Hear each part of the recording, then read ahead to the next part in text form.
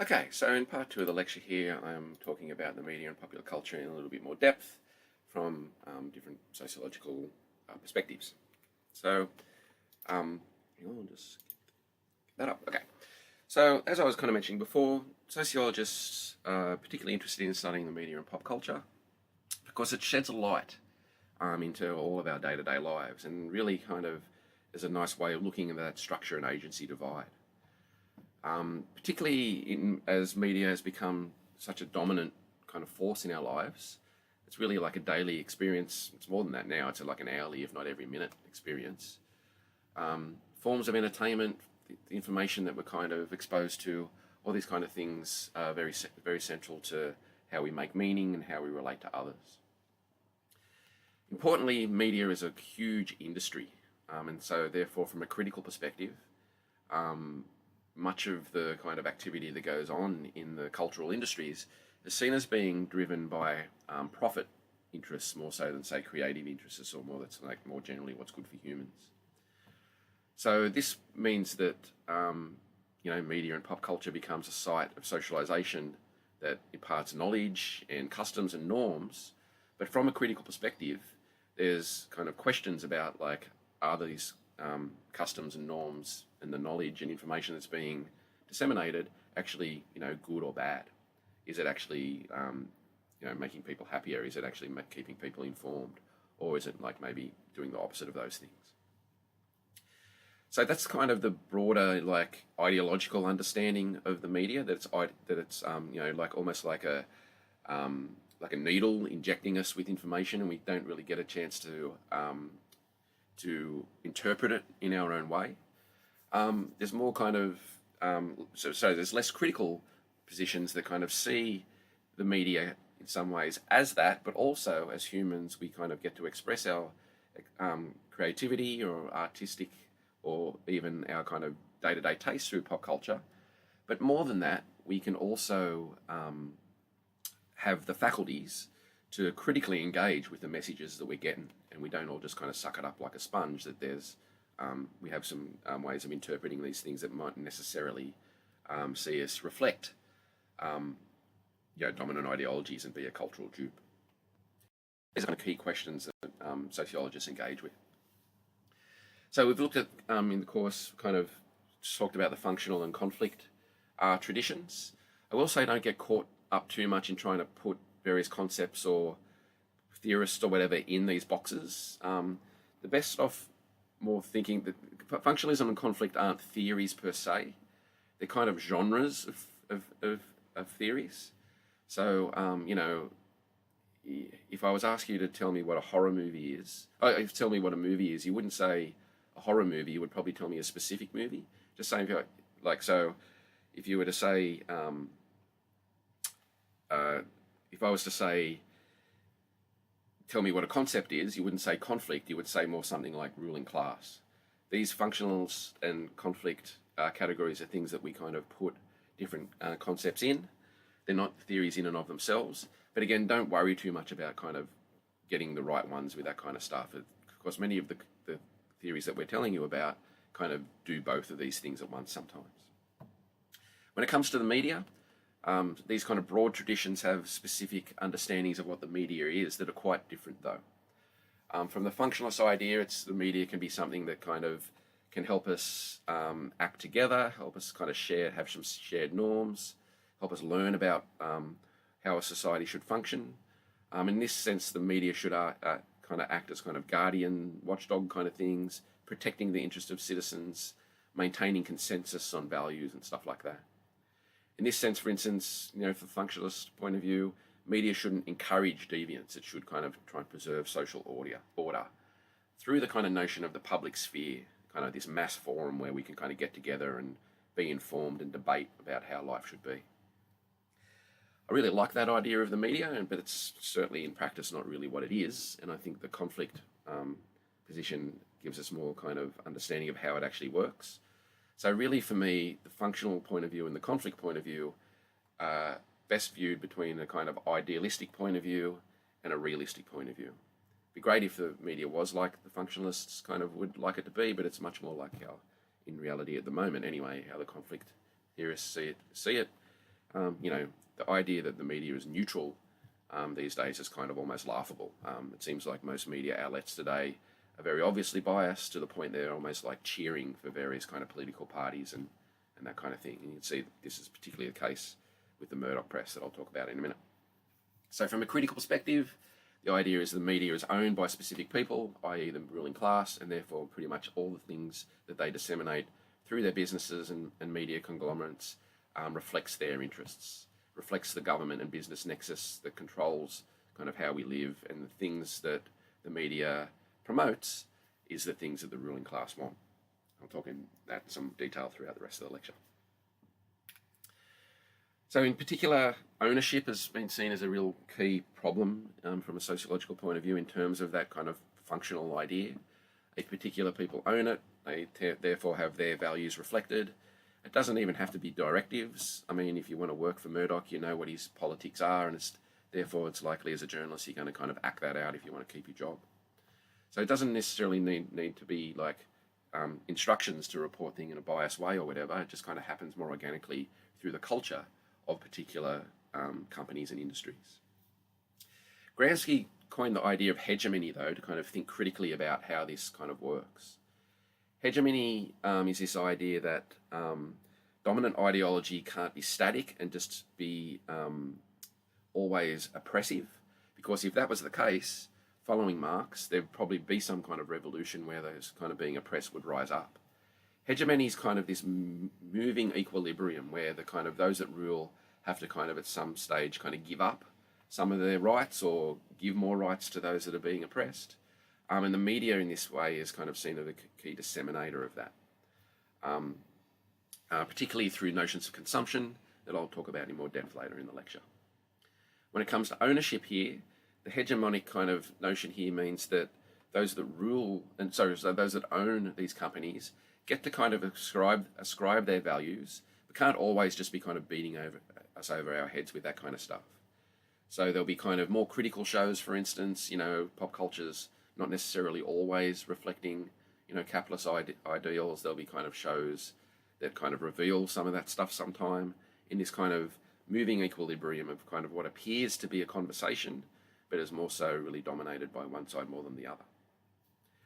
In Australia, for instance, media ownership is particularly narrow.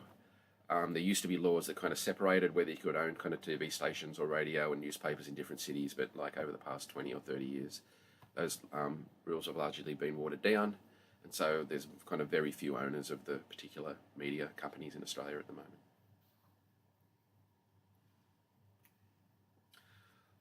And one of the ways to think about what the media does is through the kind of creation of what's called moral panics.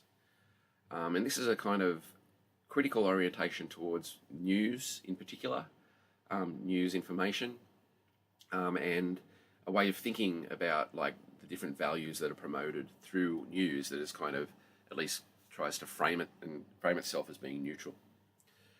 So Stan Cohen in the UK identified this idea of moral panic in the 60s. He didn't come up with the term, but he's the one that kind of popularised it. And what he kind of showed, and this almost seems a little bit quaint now, but like what way things would be reported was that there'd be like some kind of event, an initial problem, and that would be reported in a kind of dramatic, sensationalised, kind of over-the-top way, often promoting particular stereotypes. And then what would happen is that there'd be kind of initial solutions and social reactions that would come out because of that reportage. This would draw out all the experts, what Cohen called, I think, moral entrepreneurs, politicians, other journalists, priests, experts, or whatever, that would kind of make comments on what the problem is. Often what would happen then is that the people that were seen as part of the initial problem would react negatively to the stereotype or the distorted ways that they were represented. And that reaction then confirms that stereotype. This kind of polarizing effect then kind of sticks in, a kind of very good example of a self-fulfilling prophecy. So the example that Cohen was interested in was this kind of famous riot, in inverted commas, between the mods and rockers on Brighton Beach. It was kind of reported as this huge kind of clash hundreds of people kind of fighting each other, these two different subcultures, but the reality of it was much more smaller than that. But it made good copy, right? There was kind of spectacular footage of some people beating each other up, and then you have the mods in their kind of mods and rockers in their rebellious way, talking to the media in the ways that kind of broader society doesn't like. Confirms that kind of disgust, and there's then all kinds of escalation of laws. What happens here more often than not? Moral panics are more often than not directed towards young people and young people's practices. And it ends up with more controls, more discipline, more laws, things like curfews, things like banning young people from social media and stuff like that. There's a clip there that's a classic example for me.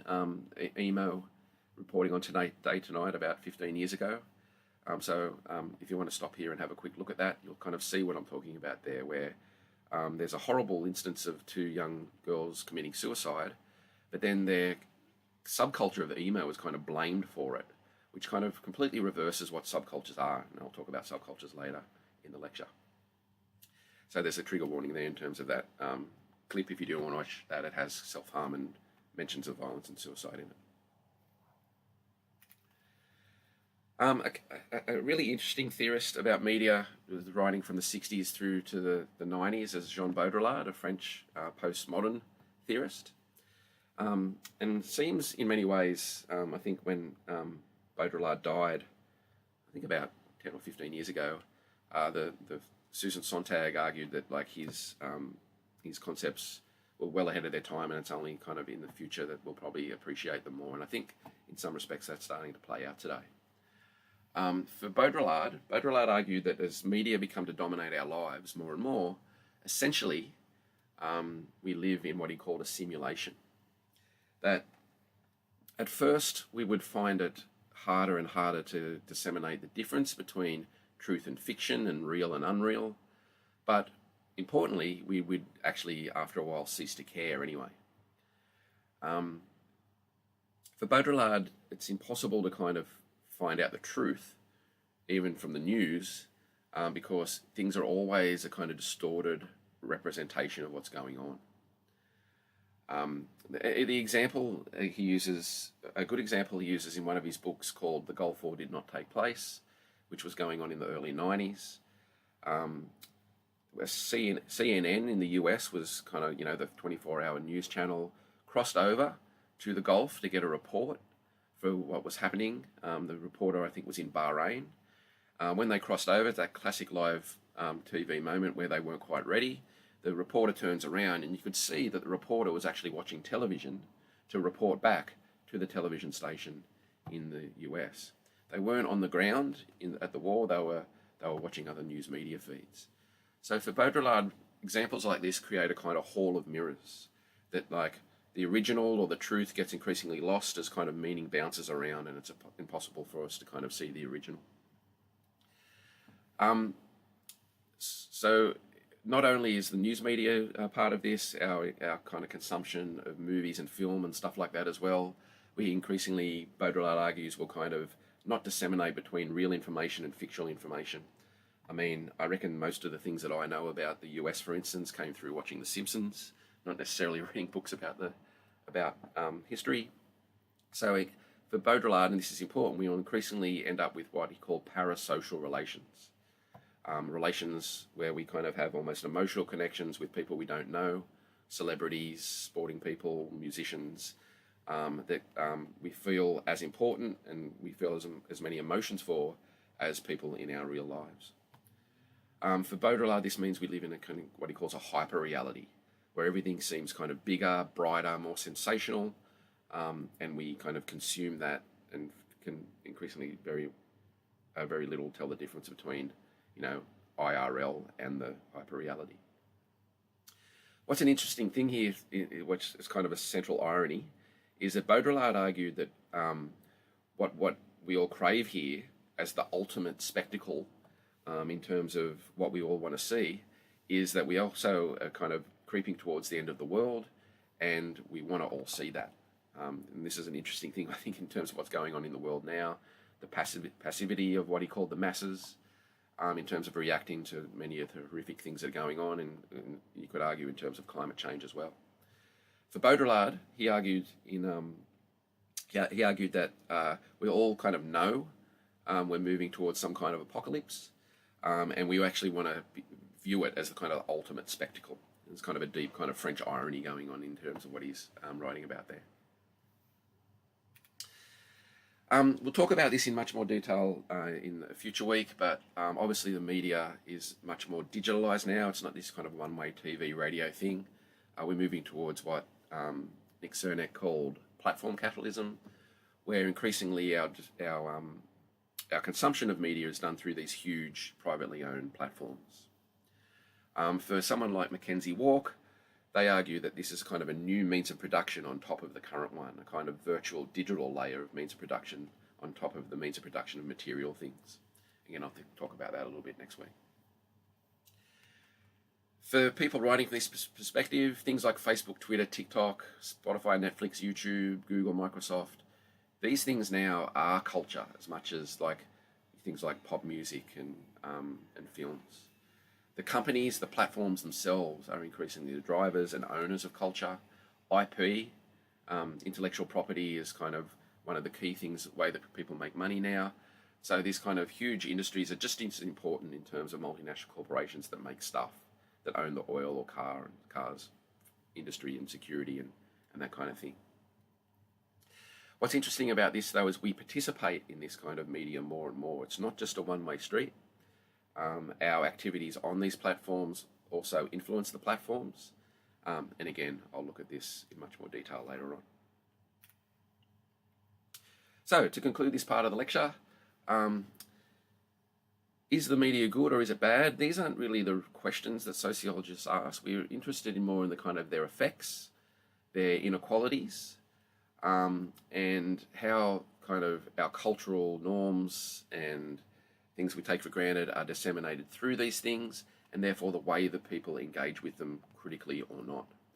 So there's lots of critique in terms of the narrowing down of ownership and what that means in terms of the narrowing down of the kind of media messages that we receive. But on the other end, there's kind of really interesting research that shows how people engage with this critically or not. And this is kind of the material we will be looking at in the next few parts of the lecture.